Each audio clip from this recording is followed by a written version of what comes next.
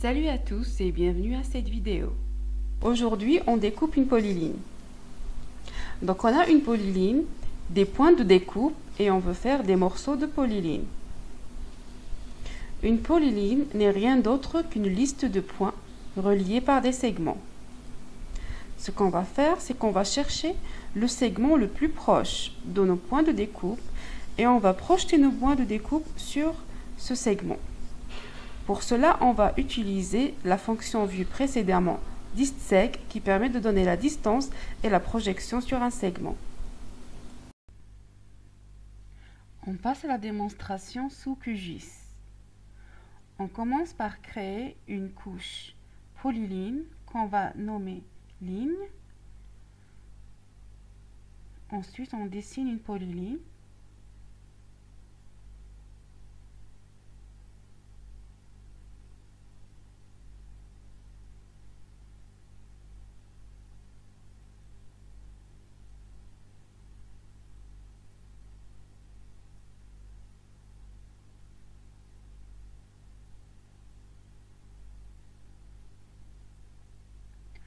Ensuite, on va créer une couche point qu'on va nommer IP Layer.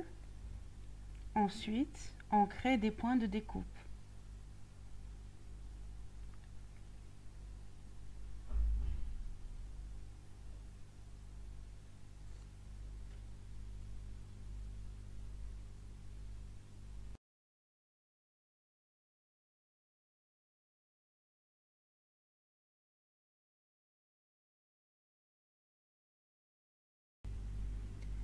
On exécute maintenant le code de découpe, mais auparavant, il faut exécuter distSeg.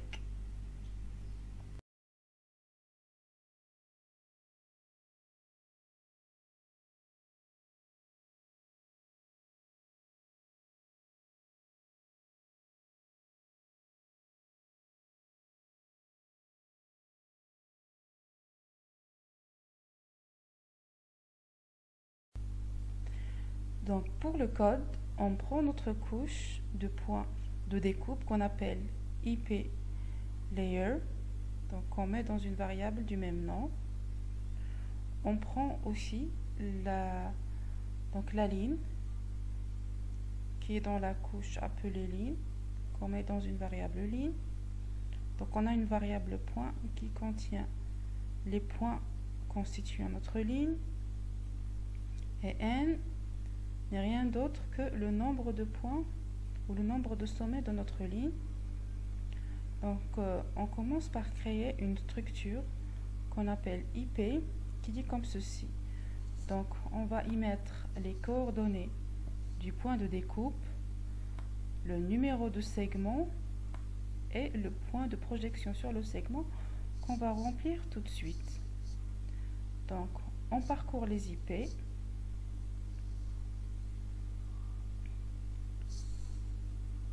Donc on remplit le premier champ de notre structure qui est les coordonnées du point de découpe. Et ensuite, on va affecter les segments. Donc on parcourt tout d'abord les IP, on parcourt les segments et on utilise distSeg. Donc distSeg prend comme paramètre le segment. Là c'est le point J et le point J plus 1 de la ligne qui constitue un segment et le point de découpe. Donc là c'est comme d'habitude, si la distance est inférieure à min, alors on prend le numéro de segment J et le point de projection. On fait ça pour tous les IP. Donc dans notre cas, les IP sont ordonnées, donc on les a créés donc selon l'ordre des segments. Mais s'il se trouve qu'elles ne sont pas ordonnées, on peut rajouter ici une petite séquence de code donc, qui va ordonner la structure IP selon donc, le numéro de segment. Et là, il ne nous reste plus qu'à découper la ligne. Donc on parcourt les IP. On prend les deux numéros de segment de deux IP qui se suivent.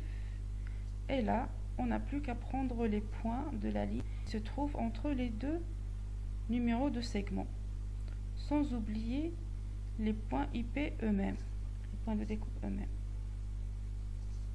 Donc, ainsi de suite.